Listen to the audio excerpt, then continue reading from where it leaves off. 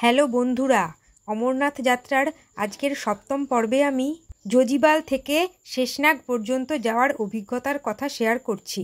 এই রাস্তাটি সোজা চলে গিয়েছে শেষনাগের দিকে, আর ডান দিকে রয়েছে জোজিবালের বেশ কয়েকটি ভান্ডারা, নদী ও নদীর পাড়ে টয়লেট।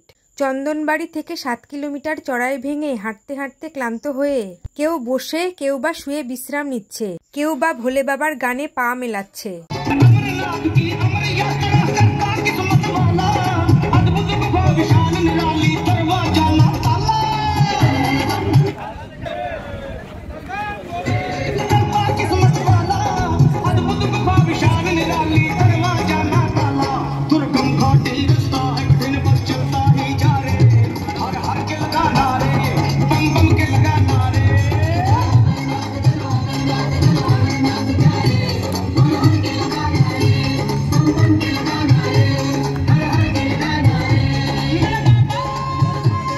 জোজিবালের ভান্ডারাতে বিস্কুট, সোনপাপড়ি, চিড়ের পোলাও, মিষ্টি, পাউরুটি, পায়েস, হালুয়া, ক্ষীর সহ বিভিন্ন খাবার পাওয়া যাচ্ছিল। পিছুটপ থেকে লাঞ্চ করে এসেছিলাম এবং বিকেল 3টে বেজে যাওয়ায় 1 পিস পাউরুটি আর অল্প পায়েস খেয়ে নিলাম।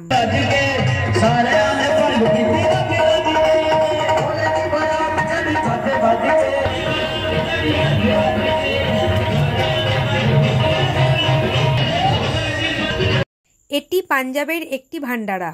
এখানে রুমালি রুটি, ইডলি, ধোসা, মিষ্টি এসব পাওয়া যাচ্ছিল। ডান দিকে ইন্ডিয়ান আর্মিদের জোজিবাল ক্যাম্প।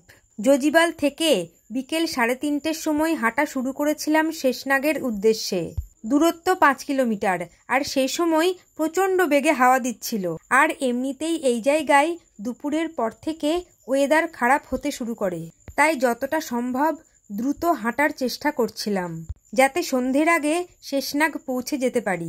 জোজিবাল থেকে কিছুটা আপ অ্যান্ড ডাউন, তারপর কিছুটা সমতল, আর তারপর চড়াই। দেখো, আমরা মোটামুটি হাঁটতে পারলেও সংযুক্তাদির হাঁটতে বেশ কষ্ট হচ্ছিল।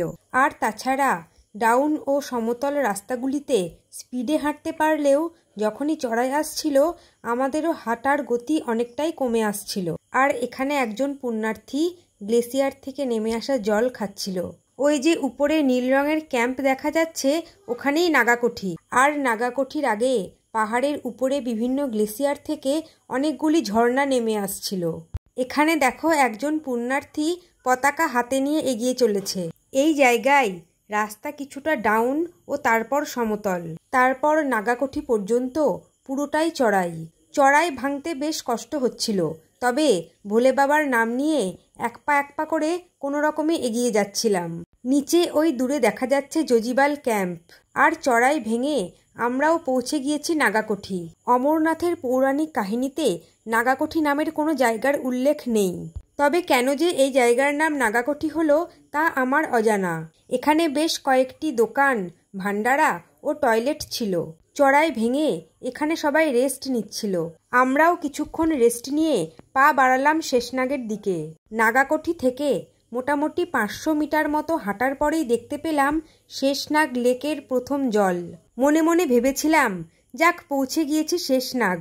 কিন্তু ভুল পরে ভাঙল যখন জানলাম এই জায়গা থেকে শেষনাগ বেস ক্যাম্প আরও 3 কিলোমিটার। বিকেল 5:05 টাইম। মোবাইলে ভিডিওতে বহুবার দেখা সে শেষনাগ ঝিলের সাথে, সেই ছবির সাথে একবার মিলিয়ে নেওয়া। খুব ক্লান্ত হয়ে একটু একটু করে এগিয়ে আসছে সংযুক্তাদি। শেষনাগ লেকের দিকে যত এগিয়ে যাচ্ছিলাম ওয়েদার তত খারাপ হচ্ছিল। এখানেও রয়েছে বেশ চড়াই। কালো মেঘে ঢেকে গিয়েছে চারপাশ। শেষনাগ লেকের উপরে ওই যে মেঘ দেখা যাচ্ছে, ওখানেই রয়েছে গ্লেসিয়ার। ওই গ্লেসিয়ারের বরফ গলা জল নেমে এসে পড়ছে এই লেকে। পৌরাণিক মতে শিব পার্বতীকে অমর কথা শোনানোর জন্য যখন গুহার দিকে যাচ্ছিলেন, তখন তার মাথার সাপকে এই ঝিলের জলেই রেখে গিয়েছিলেন এবং তাকে পাহারা দেওয়ার দায়িত্ব দিয়েছিলেন, যাতে সামনে কেউ এগিয়ে যেতে না পারে। কারণ তার ইচ্ছে ছিল একমাত্র পার্বতীকেই তিনি অমর কথা শোনাবেন। তাই পেহেলগাঁওতে নন্দী ও চন্দনবাড়িতে মাথার চাঁদকে রেখে এসেছিলেন। ওই যে পোর্টার ভাইরা আমাদের লাগেজ নিয়ে আসছে। এই জায়গা থেকে শেষনাগ লেকটিকে খুব সুন্দর কাছ থেকে দেখা যাচ্ছিল। এই জায়গার সৌন্দর্য প্রকাশের ভাষা আমার সত্যিই জানা নেই, তবে কুয়াশা না থাকলে আরও সুন্দর দেখা যেত। এবার রাস্তা কিছুটা ডাউন হয়ে আবারও চড়াই।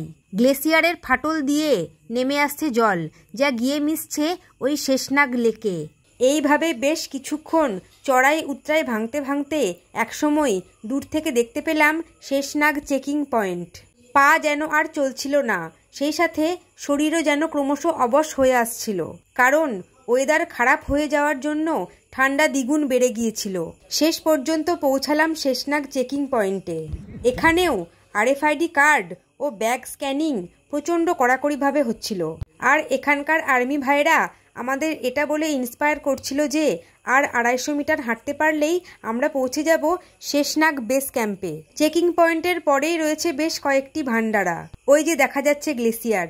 সত্যি মায়াবী এই দৃশ্য। সময় তখন সন্ধে 6:30। সেই সাথে টিপটিপ বৃষ্টি আরম্ভ হয়ে গিয়েছিল। আর মাইকে অ্যানাউন্স করছিল সমস্ত পুণ্যার্থীকে গরম জামাকাপড় পরে তাড়াতাড়ি টেন্টে ঢুকে যাওয়ার জন্য। আমি, জ্যোতিদি ও ছোটনদা তাড়াতাড়ি হেঁটে ক্যাম্পে পৌঁছাতে পারলেও সংযুক্তাদি ও রঞ্জিতদা তখনও পৌঁছাতে পারেনি। ওরা আমাদের বলল আমরা যেন তাড়াতাড়ি গিয়ে টেন্টটা বুকিং করে ফেলি, কারণ সংযুক্তাদি হাঁটতে পারছে না আর ওর অক্সিজেনও প্রবলেম হচ্ছে, তাই ওদের আসতে একটু দেরি হবে। বৃষ্টির মধ্যে প্রচণ্ড কষ্ট করে কিছুটা এগিয়ে গিয়ে পার্চি কেটে আমরা টেন্ট বুকিং করে ফেললাম। ভাড়া ছিল পার হেড 600 টাকা করে। তবে আমরা অন্য কারোর সাথে টেন্ট শেয়ার করব না বলে 4000 টাকা দিয়ে একটা পুরো টেন্ট 5 জনে বুকিং করে নিয়েছিলাম। যেমন দমকা হাওয়া, সেই রকম মারাত্মক ঠান্ডা। মিলিটারি ক্যাম্প থেকে অক্সিজেন নিয়ে সংযুক্তাদি ও রঞ্জিতদা অনেক পরে এসে পৌঁছেছিল। এরপর কিছুক্ষণ রেস্ট নিয়ে রাত 9টার সময় ভান্ডারাতে গিয়ে খিচুড়ি আর একটু দুধ খেয়ে নিয়েছিলাম। এখানেও খাবারের প্রচুর ভ্যারাইটি ছিল। সারাদিন হাঁটার পর শরীর আর সায় দিচ্ছিল না, তাই টেন্টে এসে ঘুমিয়ে পড়েছিলাম, কারণ পরদিন সকালে যত তাড়াতাড়ি পারবো উঠে হাঁটা শুরু করব পঞ্চতরণীর উদ্দেশ্যে। ভোর 4:50। এখন ভান্ডারায় চলেছি। চা বিস্কুট খাবো, খেয়ে পঞ্চতরণীর উদ্দেশ্যে যাত্রা করবো। এখানে দোকানও আছে কেনাকাটি করার। এখানে গরম জল আর এখানে ঠান্ডা জল। চায়ের কাউন্টার থেকে এখন চা নেব, চা টোস্ট বিস্কুট খেয়ে নেব। আজ 8 জুলাই। শেষনাগ বেস ক্যাম্প থেকে এর চারদিকের 360 ডিগ্রি ভিউ ছিল কিছুটা এই রকম। তবে আকাশে হালকা মেঘ থাকলেও বৃষ্টি কমে গিয়েছে।